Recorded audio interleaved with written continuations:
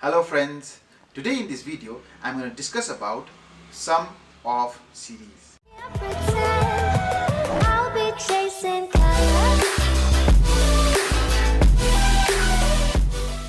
Hello guys, welcome to the part 2 of sum of series.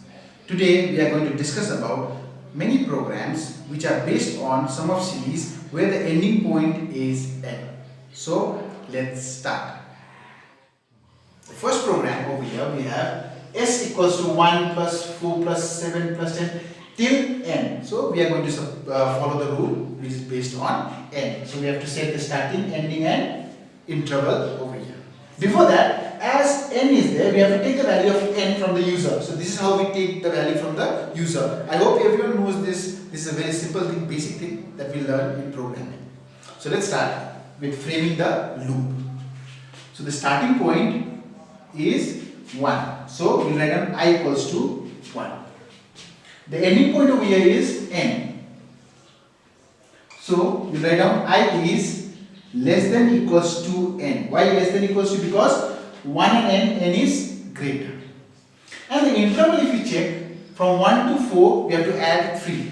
From 4 to 7 again we have to add 3. From 7 to 10 we have to add 3. So this thing is common over here. So we have to take that. So over here we have to increment the value of I by 3. So we cannot use increment or decrement operator over here because increment and decrement just increments by 1 or decrements by 1. But over here we have to increment it by 3.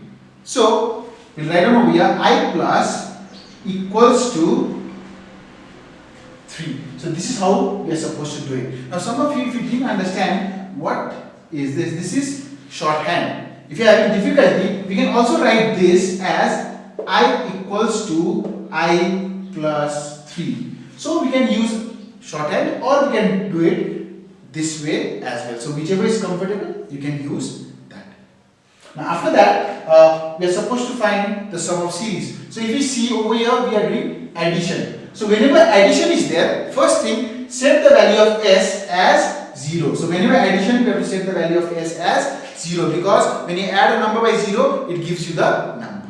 And as we know, it's simply addition and the value of I will be 1, 4, 7, 10 and so on. So directly we can write over here s equals to s plus I. And after the loop is over, we have to display sum of series equals to s because the value of sum of series will be stored inside the variable s. So this is how we solve this program. The second program today is a series where we have fractional value. So each term over here is in fraction.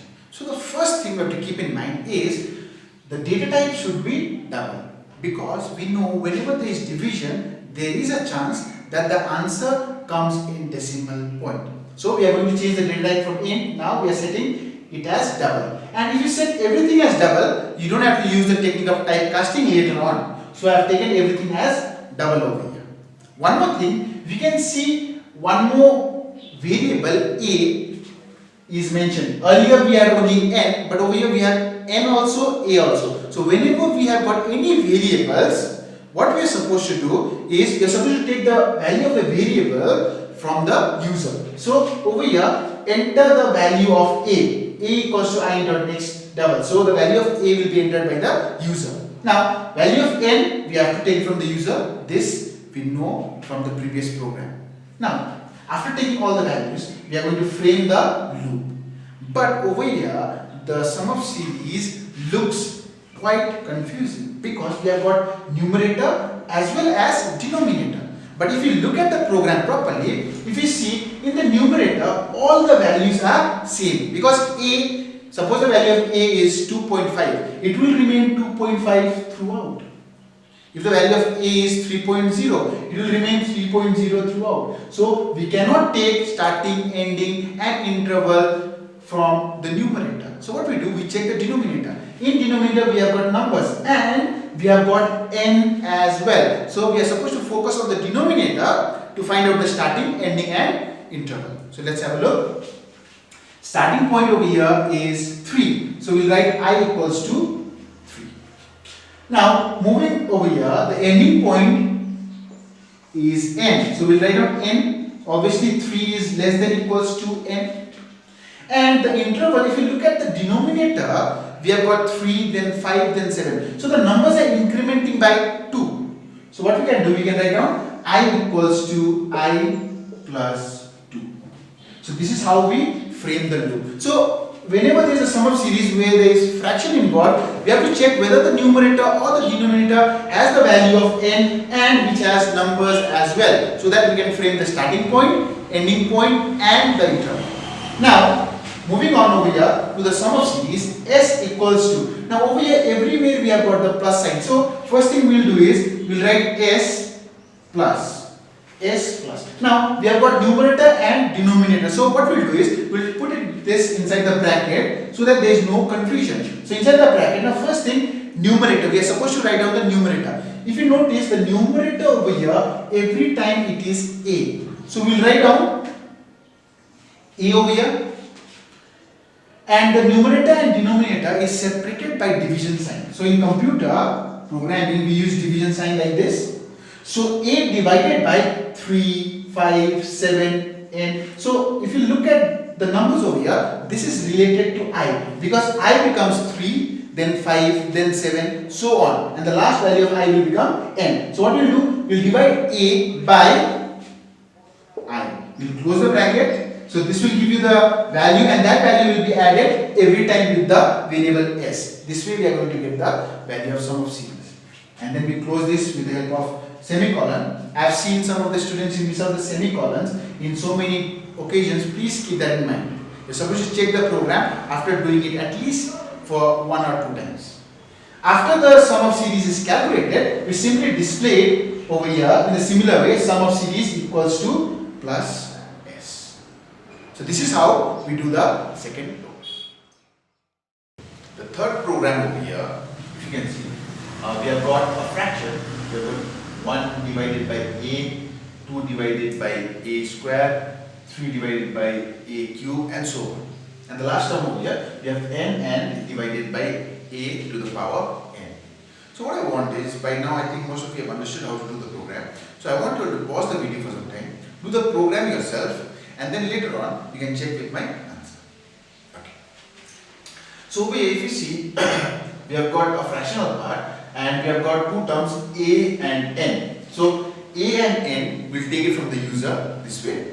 We'll ask the value of a and n from the user. Now we have also declared the variables I, a and n, and s, where we will calculate the sum of series.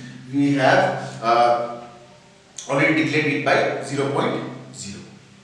Now moving on to the loop, now we are going to frame the loop. So we'll just have a look at the sum of series over here, and we'll check how to frame the loop. Now over here, numerator and denominator, we can see one thing is common, that we have the ending point n and the power n, both are same at the last. So we'll just have a look. We have 1, 2, 3 till n. Now if you look at the power over here, we don't have any power. So if you don't have any power, that means it is a to the power 1.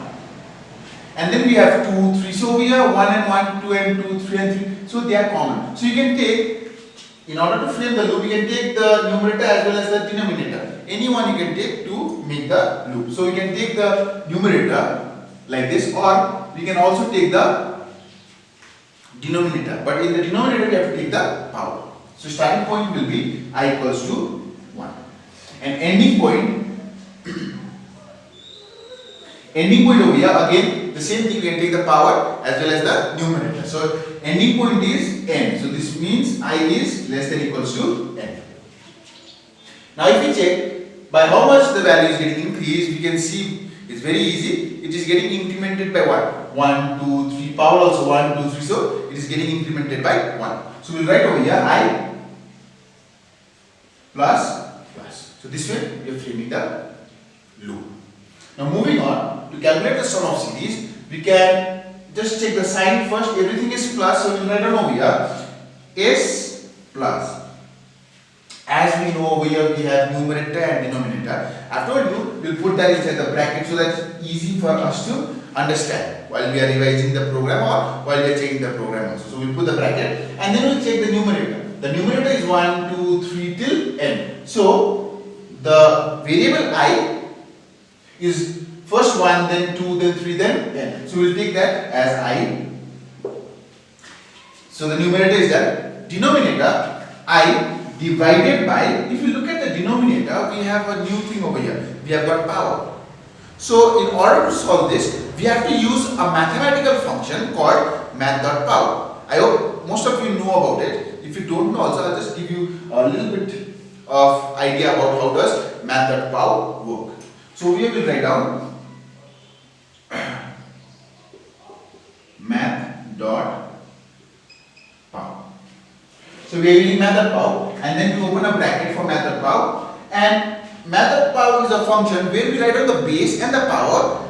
So we have base is always a. So we write down a and comma, and the power is 1, 2, 3. So it's changing. So it is I. So a to the power I, and then we close the bracket. We also close the line over here. So basically, math.power function works for power. So a is the base and I is the power. So this way we are supposed to use this. And for math.power, the library function used is java.lang, which is already defined in the program itself. So you don't have to write any extra library function. So after this, we come to the end of the loop and then we simply display the sum of series. So this is how we do the program where we are using power and we have division as well. I hope you have understood this one. The last program over here, where the ending point is n, we are using n over here. So we'll do this one. So if you look at the program, it's a little bit different. You can see 1 factorial plus 2 factorial plus 3 factorial till n factorial. So over here we are going to do the program where we are going to add as well as find the factorial of various different numbers. So some of you, if you don't know what is factorial, I'll just explain it over here. We have got 5 factorial. The value of 5 factorial will be 1 into 2 into 3 into 4 into 5. So whenever there is factorial, suppose it's 4 factorial, you have to multiply 1 into 2 into 3 into 4. So that way we are going to do. Now if you look at this one, how to find the factorial of a number, we can use a loop in a program and then we can find the factorial. Like if you are starting a loop with 1 and ending at the number, and every time if you are multiplying it, you will get the factorial. So that way we are going to solve the factorial part, and after that we are going to use the sum of series technique. So we are basically we are going to need 2 loops. So we are going to use the concept of nested loop over here. So let's see how to do this program. First of all, we have declared some variables I, n, fact I have taken over here to find the factorial of each individual number, so that we can add it with the variable s. S I have declared it as 0 because we can see all the numbers over here are not in decimal and neither we have a fraction. The value of n we take from the user as always. So we have taken the value of n from the user and then we will be filling up the first loop. So the first loop over here, starting point, if you see, starting point is 1. So we will write 1. The ending point over here is n. So we will write down n. So I is less than equals to n. And if you look at the interval, we can see 1, 2, 3. Again, over here the change is like we are adding 1 to the number. So we will write down I plus plus. I think by now, to fill up this loop, it's very, very easy for you all. I hope you have understood that. So this should be very, very easy for you. Now moving on, now see, this block over here, if you see from here till here, if you notice, this is something that we have done extra in this program compared to the other programs which we have done. So basically in this part, what we are doing is, we are trying to find the factorial of each number. Now one thing we have to keep in mind, the number over here is not n. See, the number is 1, then 2, then 3. So every time the number is changing. So the number over here is I. So whenever we want to find the factorial, the loop has to start with 1. Because you know you have to multiply the number this way. Okay? So starting from 1 and ending at the number. So if it is 5 factorial, we have to start from 1 and end at 5. But over here, the number is I. So we'll start from 1 and end at I. And this will be less than equals to.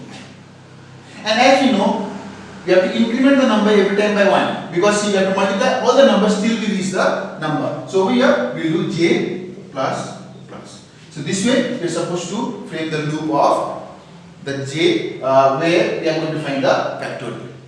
Now inside the body what we will do is we will write down fact equals to fact into j. So you have to multiply fact into j. So every time we are adding till now, so we have to multiply over here because as you can see 5 factorial means 1 into 2. So every time we have to multiply all the numbers. So that's why we are multiplying fact equals to fact into j. Suppose the value of I is 3 over here. What will happen? First j will become 1 and fact I have set as 1. Now see, sum is set as 0 but fact is set as 1 because if you multiply any number by 0, the answer is always 0. So we have to keep that in mind. Whenever there is multiplication, the initial value has to be 1 and it has to be inside the loop because we have to find factorial of several numbers. So every time we find the factorial of one number, that data has to erase and again the factorial value has to be 1 and we have to start all over again. So whenever we are multiplying over here, suppose the value of I is 3, so j becomes 1. So 1 into 1 is 1. Then j becomes 2. 1 into 2 is 2. Then j becomes 3. 2 into 3 is 6. After that j becomes 4, the loop is over. So by the end of the loop we know the value of fact is 6. So this way the factorial is calculated. After the factorial is calculated, now see the body of this loop is over. Then we are coming, now this S is inside the body of the first loop. If you have a look, this bracket ends over here. This bracket is ending over here. So we know that S is inside the first loop. So over here S equals to S plus, because you can see the sign is plus over here. And we are adding what? We are adding the factorial. So it will be S plus fact. So inside this loop the factorial will be calculated. Then after this loop is over, S will be added with the value of factorial. It will be added with factorial 1, 2, 3 till n. And this way the sum of series will be stored inside the variable S. And after the outer loop is over, as we already know, the loop ends when the outer loop condition becomes false. Then we go and we display the sum of series. So this is how we do the program sum of series where factorial is. Thank you guys for watching my video. I hope you liked it. If you have any doubts regarding anything, you can just mention that in the comment section below and I'll get back to you. Now the programs written over here are not complete. So if you want to download the complete program, you can download it from the link given in the description below. Very soon I'll be coming up with the part 3 of sum of series program where I'm going to discuss about the nth term when the ending point is nth term. So till then, stay tuned, stay at home, stay safe. Thank you guys for watching my video. If you like my video, please hit the like button and don't forget to subscribe my channel Accidental Teacher. Now for any reason, if you have to go outside, please don't forget to put this on.